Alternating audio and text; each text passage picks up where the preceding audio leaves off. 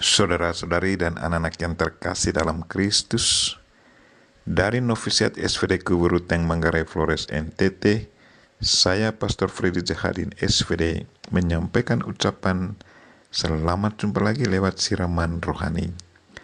Hari ini Selasa 2 November 2021. Injil hari ini diambil dari Yohanes bab 6 ayat 37 sampai 40. Kita diingatkan supaya selalu mengikuti kehendak Tuhan dan menjalankan tanggung jawab kita orang beriman dengan tulus. Marilah kita berdoa memohon penerangan Roh Kudus. Dalam nama Bapa dan Putra dan Roh Kudus. Amin.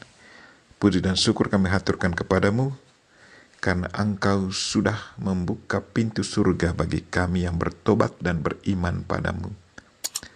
Tuhan, anugerahkanlah kehidupan kekal bagi semua jiwa dari saudara-saudari kami yang telah Engkau panggil. Kami mohon semoga Engkau sadarkan kami untuk selalu berjuang atas dasar iman, kasih, dan harapan untuk meraih kebahagiaan abadi agar suatu waktu kami boleh hidup bersama penghuni surga untuk selama-lamanya. Tuhan, utuslah Roh Kudus-Mu, terangilah pikiran dan hati kami, agar sabdamu yang akan kami dengar dapat kami pahami dengan baik, dan isi pesanmu dapat kami hayati dan amalkan dalam hidup harian kami. Doa ini kami sampaikan dengan perantaran Kristus Tuhan kami. Amin. Tuhan sertamu dan sertamu juga. Inilah Injil Yesus Kristus menurut Yohanes bab 6 ayat 37 sampai 40. Dimuliakanlah Tuhan.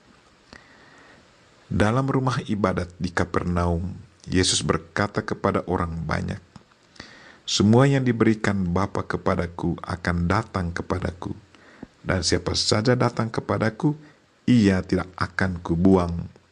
Sebab aku telah turun dari surga bukan untuk melakukan kehendakku, tetapi untuk melakukan kehendak Dia yang telah mengutus aku. Dan inilah kehendak Dia yang telah mengutus aku, yaitu supaya dari semua yang telah diberikannya kepadaku, jangan ada yang hilang, tetapi supaya kubangkitkan pada akhir zaman. Sebab inilah kehendak Bapa-Ku, yaitu supaya setiap orang yang melihat Anak dan yang percaya kepadanya beroleh hidup yang kekal, dan supaya aku membangkitkannya pada akhir zaman." Demikianlah sabda Tuhan.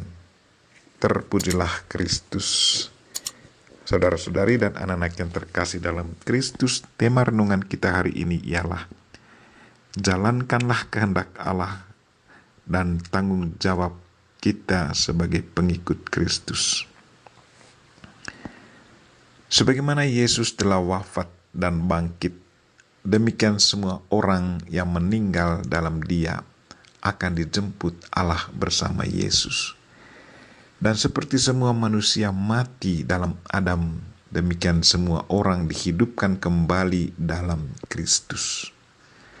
Saudara-saudari dan anak-anak yang terkasih dalam Kristus, hari ini secara khusus kita mengenangkan dan mendoakan kaum keluarga, sahabat, dan kenalan kita yang sedang menantikan keselamatan di api penyucian. Sesudah kematian, hubungan kita dengan semua yang mendahului kita tidak terputuskan. Cinta kita kepada mereka diteruskan melampaui batas-batas maut. Cinta kita kepada anggota keluarga, sahabat, dan kenalan tidak mati dan berhenti seiring dengan kematiannya. Inilah cinta yang dihayati dalam gereja Katolik. Karena itu, bukan hanya waktu meninggal dan hari-hari tertentu sesudahnya, tetapi juga setiap tanggal 2 November, gereja Katolik merayakan peringatan mulia arwah semua orang beriman. Yesus berjanji akan menerima semua orang yang datang kepadanya dalam pertobatan dan iman. Mereka yang datang kepada Yesus datang sebagai jawaban terhadap kasih karunia yang diberikan mereka oleh Allah. Kedatangan Yesus ke dunia bukan karena kehendaknya, tetapi oleh karena kasih Bapanya. Karena kasih Allah yang besar bagi kita manusia yang berdosa ini. Dan apa yang dijanjikan Kristus bagi kita, bahwa siapa saja yang datang padanya dan percaya padanya akan memperoleh keselamatan abadi. Yesus adalah jalan kebenaran. Jadi marilah kita menjadikan kebenaran selalu dalam kehidupan kita sehari-hari. Agar kebenaran bisa menjadi pola hidup kita, kita harus mendasarkan kasih dalam setiap tindakan keseharian kita. Dan kasih inilah yang mendasari tindakan para kudus dalam melakukan misinya menyampaikan kebenaran Kristus. Karena kasih mereka bersedia hidup jauh dari kemewahan, menjadi pelayan umat dan memberikan hidupnya bagi jalan Tuhan. Seperti juga Kristus yang mau memanggul salib karena dosa kita dan menjadi tumbal kutukan untuk memutuskan kutuk bagi manusia yang berdosa. Penting kiranya untuk memahami kehendak Bapa dan tanggung jawab manusia. Bukan kehendak Allah bahwa seorang beriman jatuh dari kasih karunia dan dengan demikian terpisah dari Allah.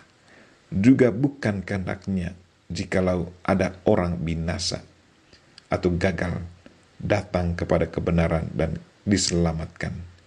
Keinginan Allah bahwa orang beriman akan dibangkitkan pada akhir zaman tidak membebaskan mereka dari tanggung jawab untuk menaati dan mendengarkan suaranya serta mengikutinya.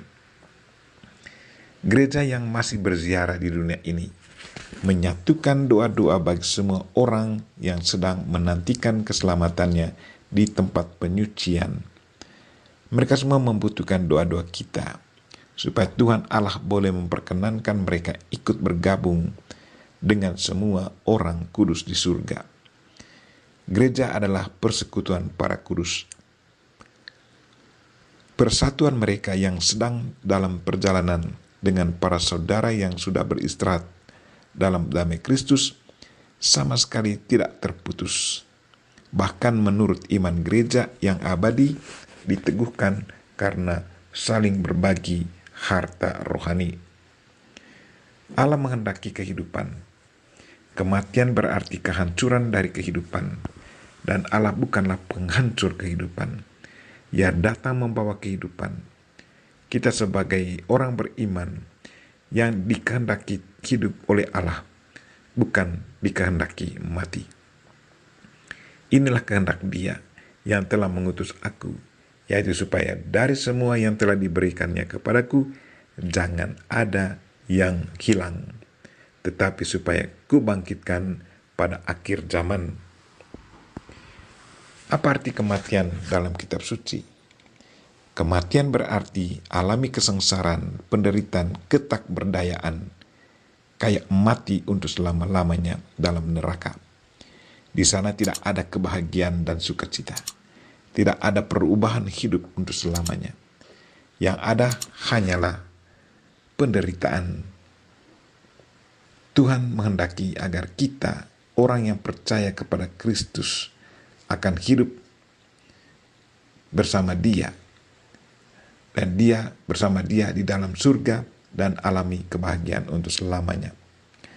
Marilah saudara-saudari dan anak-anak yang terkasih, jalanilah perintah Tuhan dengan penuh iman dan rasa tanggung jawab yang luhur. Ikutilah kehendak Tuhan dengan penuh sukacita, dan tanamkanlah kesadaran dalam diri, dan berjuanglah atas dasar iman, kasih, dan harapan untuk meraih kebahagiaan abadi, agar suatu waktu kita boleh hidup bersama penghuni surga untuk selama-lamanya. Kita berdoa semoga semua arwah umat beriman boleh menikmati kebahagiaan kekal bersama penghuni surga. Kita mohon Bunda Maria untuk selalu mendoakan kita, dan semoga arwah yang sudah meninggal dunia mendoakan semua arwah yang sudah meninggal dunia agar mereka boleh alami sukacita selamanya. Amin. Marilah kita mohon berkat Tuhan. Tuhan sertamu dan sertamu juga.